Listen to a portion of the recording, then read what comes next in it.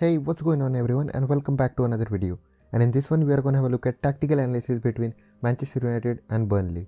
The game finished 3-1 in favour of United thanks to a goal each from McTominay, Ronaldo and a Ben Mee own goal. United were pretty dominant with ball possession and the XG indicates United created more quality chances and deserved to win. But what tactics did both managers use? Let's have a look. United lined up in their usual 4-2-2 formation while Burnley opted for 4-4-2. But there was little change than usual. McNeil played on the right while Goodmanson played on the left. But before we get into tactics, I want to say a massive thank you to ClipDraw because without them this video wouldn't have been possible. ClipDraw is the best software out there to analyze your games and bring them into life. ClipDraw offers a range of softwares depending on your need and budget. Big clubs like Liverpool, Atletico Madrid, Leeds United use it for analysis, and I personally use ClipDraw to make this video. And if you think you can analyze games, then you can get a 30-day free trial and 10% of your purchase from the unique link in the description below. Available for both iOS and Mac.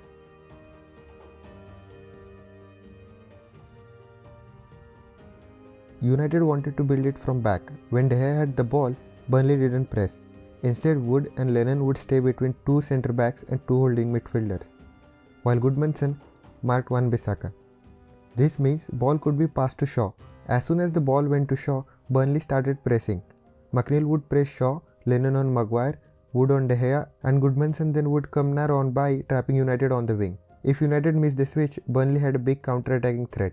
Their first chance came from this tactic, but Wood missed an easy header.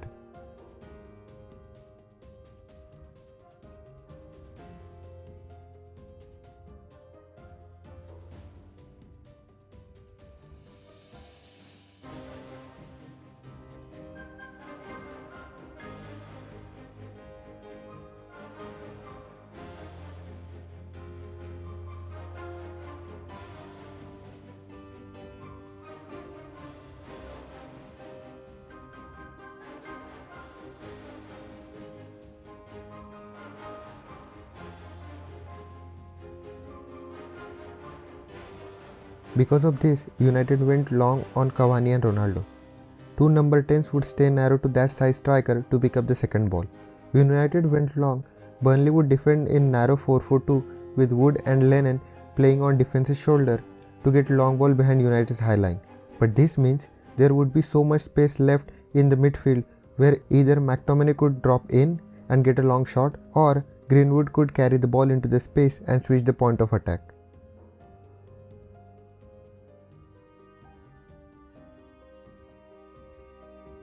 And this is how United scored their first and third goal. Burnley in their narrow 4-4-2, Ronaldo drops back. Goodmanson now has to deal with Ronaldo and Wan-Bissaka. If Ronaldo hadn't dropped, this is where Goodmanson would be. Wan-Bissaka gets the ball, Greenwood finds space behind Taylor. After a short block and couple of twists and turns, McTominay finds the ball at his feet and scores United's opener.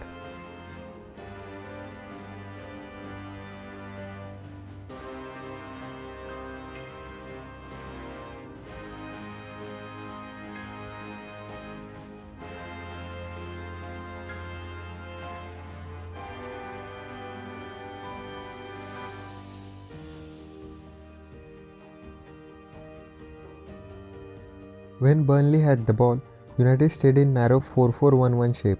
United didn't press as Burnley were mostly looking for long balls over the top for Wood, Lennon and McNeil. When the ball was played to a full back, United pressed with that side of winger, but distance was too long that the press was ineffective.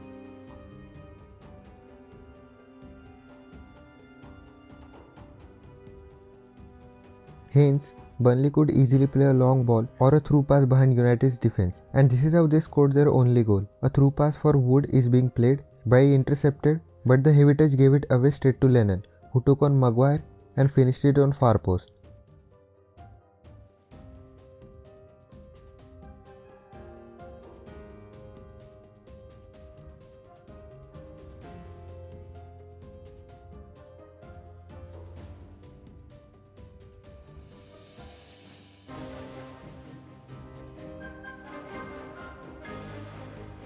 But when the ball was recycled, United stayed in narrow 4-4-2 shape. From here, Goodmanson would stay narrow, dragging Wan-Bissaka inside. McNeil would then drop into defense for a cross to Taylor, who was providing width on left wing.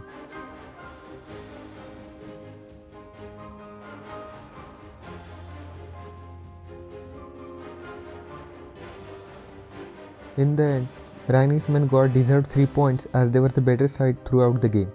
Let me know what else you noticed in the game in the comment section below. If you like this analysis, please leave a thumbs up and subscribe for more upcoming videos. And I'll see you in the next one. Peace.